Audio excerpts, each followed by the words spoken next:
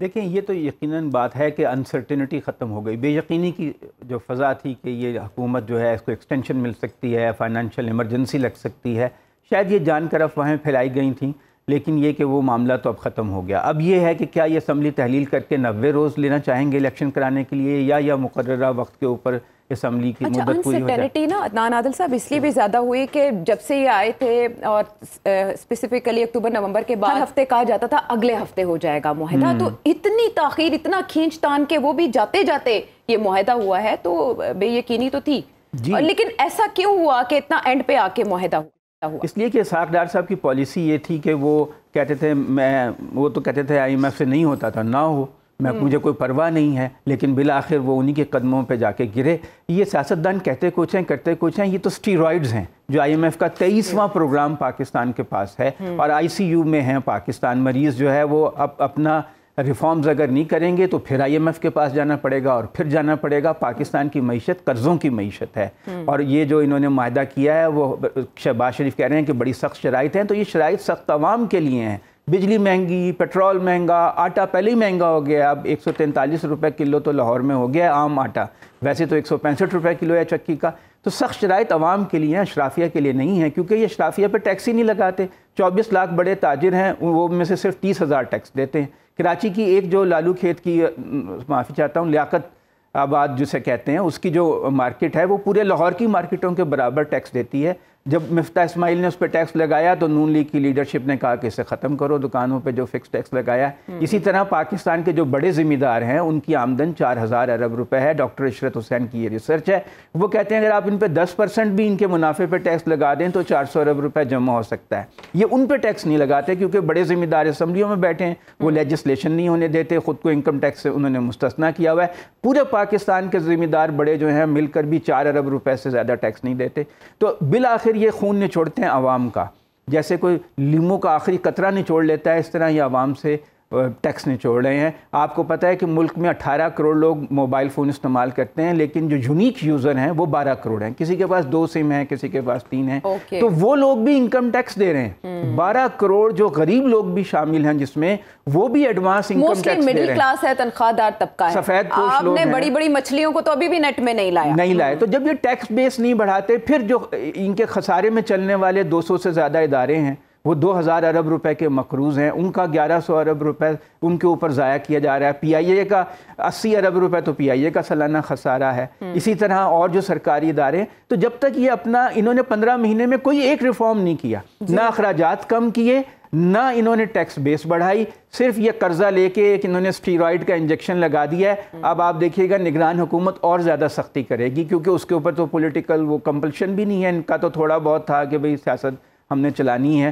तो ये मुआहदा इन्होंने बेशक कर लिया है, लेकिन ये माजी की तरह आप इससे पाकिस्तान की मईशत ठीक नहीं होने वाली जब तक आप रेडिकल सर्जरी नहीं करेंगे, बड़े पैमाने पे इस्लाहात नहीं करेंगे, अशराफिया को टैक्स नेट में नहीं लाएंगे। पाकिस्तान में एक नया उमरानी मुआहदा होना चाहिए जिसमें पाकिस्तान की जो इलीट है वो जिम्मेदारियां अपनी कबूल करे, और जो हुक्मरान तबका है वो ऐसे फैसले करे जिससे मिडिल क्लास पे, गरीब आवाम पे बोझ कम हो। चेयरमैन का दावा था कि दीवारें उसकी गिरा दी जाएंगी और यूनिवर्सिटी बन जाएगी, वज़ीर आज़म हाउस बन जाएगा यूनिवर्सिटी। ऐसा हकीकत में ढल नहीं पाता, दावा होता है, लेकिन जब आप आते हैं हुकूमत में, इक़्तिदार में, तो ऐसा हो नहीं पाता। और ये माजी गवाह है कि इकोनॉमी की रिस्ट्रक्चरिंग जो है वो फौजी डिक्टेटर्स भी नहीं कर पाए। मसले की जड़ क्या है? मसले की जड़ यह है कि पाकिस्तान की जो अशराफिया है, जिसमें सिविल मिलिट्री ब्यूरोक्रेसी है, आपकी जो बड़े ज़िम्मेदार हैं, बड़े बिजनेसमैन हैं, बड़े मीडिया हाउसेस हैं और सियासी उलमा हैं, इनका गठजोड़ है।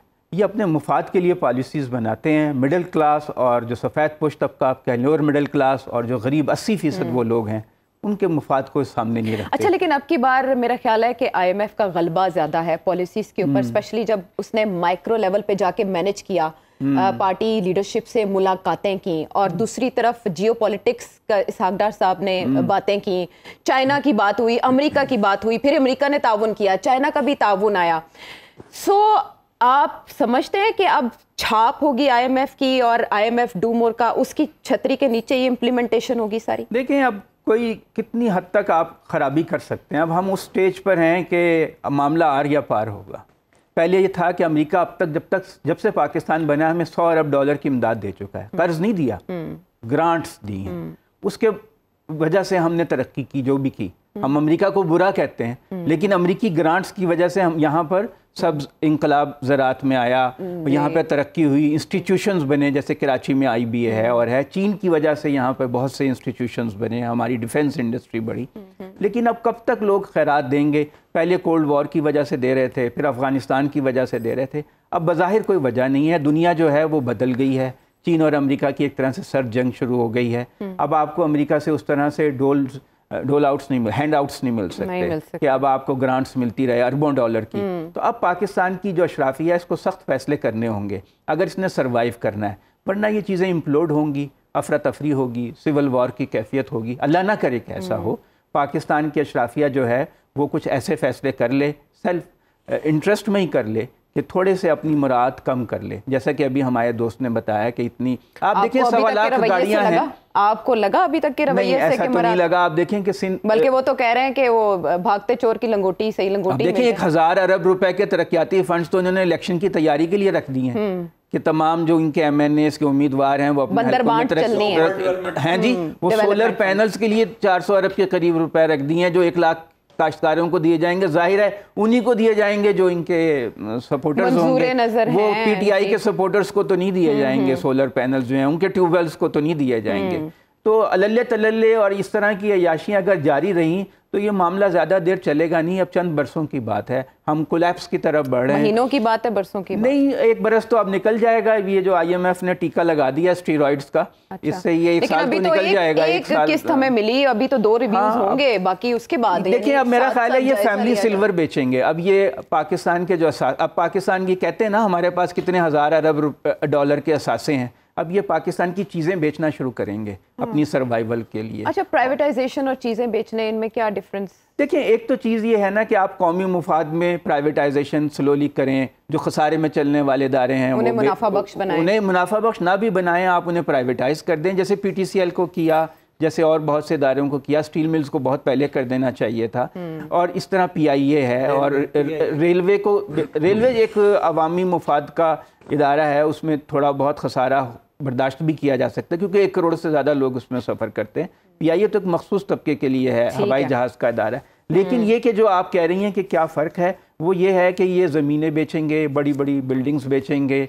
अब कई इनके ऐसे सरकारी घर हैं जो 100 कनाल्स के ऊपर हैं, तो वो अब जब आपने एयरपोर्ट गिरवी रख के कर्जे लिए हुए हैं, आपने मोटरवे गिरवी रख के कर्जे लिए हुए हैं, कर्ज पे काम चल रहा है। अवाम को ये उल्लू बना रहे हैं, इनकी कहने में और करने में बहुत फ़र्क है।